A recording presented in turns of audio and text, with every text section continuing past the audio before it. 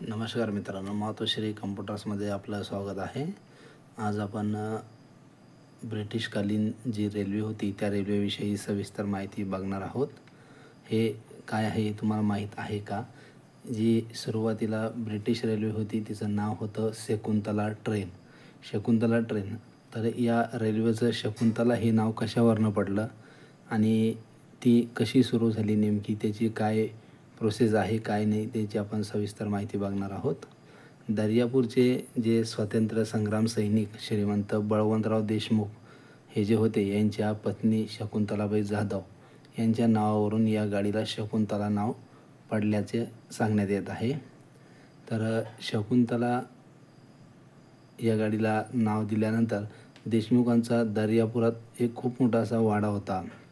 त्या वाड्यामध्ये स्वातंत्र्य आंदोलन, सामाजिक चळवळी, अनेक कार्यकर्ते त्यांच्या वाड्यावरती येत असत.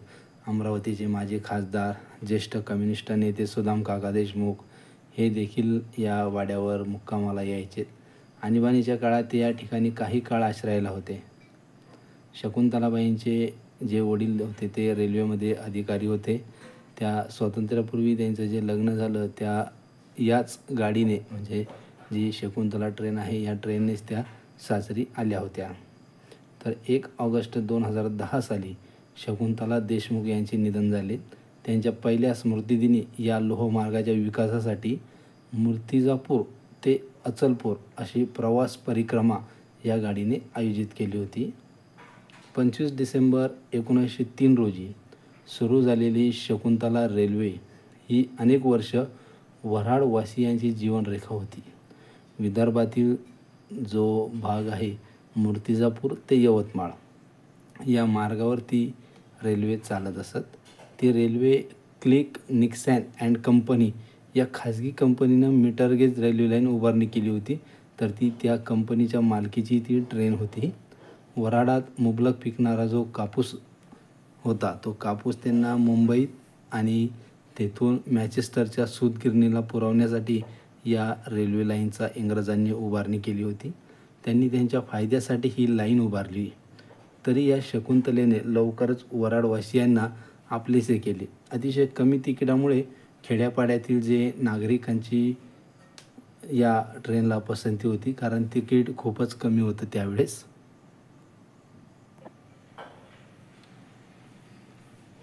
त्या मार्गावर किनखेडा, झिलेगाव, भाडशिवनी, पोही, कारंजे टाऊन म्हणजेच कारंजा लाड, दादगाव, सोमठाणा, सांगवी, वरुडखेड, भांडेगाव, दारोवा, बोरी, लाडखेड, लिंगा, लासिना अशी या प्रकारची 15 स्टेशनं त्या अंतर्गत होती. लासिना हे त्यावेळेचं जंक्शन असं. आणि या 20व्या शतकामध्ये पारंपरिक वऱ्हाडात वाहतुकीची कुठलीही साधने नव्हती. म्हणजे त्यावेळेस कुठल्याही प्रकारचे साधन नसताना ही शकुंतला ट्रेन त्यावेळेस धावत होती. त्या काळात येथील छोट्या मोठ्या गावांना बाहेरच्या जगाशी जोडणारी अशी ही शकुंतला रेल्वे एकमेव होती. क्लिक निक्सन अँड कंपनीने पुढे तिचे नाव सेंट्रल प्रोव्हिन्सेस रेल्वे कंपनी असे केले होते, म्हणजे CPRC असं तिचं नाव ठेवण्यात आलं होतं. या रेल्वे मार्गाचे काम जेव्हा सुरू झाले तेव्हा पुढील 100 वर्ष ही रेल्वे कंपनीच्या मालकीची राहील असा करार त्यावेळेचे म्हणजे तत्कालीन ब्रिटिश सरकारसोबत केला गेला होता आणि ही रेल्वे त्या करारानुसारच सुरू होती. त्यामुळे इसवी सन 2003मध्ये या रेल्वे लाईनची मालकी त्या कंपनीकडेच होती. शकुंतला ज्यावरून धावते ते रूळ ब्रिटिश कंपनीच्या मालकीचे आहेत. त्यामुळे भारतीय रेल्वेलाच या विदेशी कंपनीला काही रक्कम द्यावी लागते. स्वातंत्र्यप्राप्तीनंतर ही भारतीय रेल्वे सुरुवातीला त्या कंपनीला दरवर्षी रॉयल्टीची 1 कोटी रुपयाची रक्कम देत असे. मात्र गाडी चालवताना उत्पन्न नावापुरतेच आणि देखभालीचे खर्च जास्त होता. त्यामुळे रेल्वेने संबंधित कंपनीला प्रत्यक्ष रक्कम न देता ती रक्कम देखभालीसाठी खर्च करणे सुरू केले होते. या रेल्वेने यवतमाळ मूर्तिजापूर या 114 किलोमीटरच्या प्रवासासाठी अगदी कालपर्यंतचे म्हणजे 11 रुपये भाडे होते. आजचे भाडे 19 रुपये आहे. याच अंतरासाठी ST 105 रुपये घेते.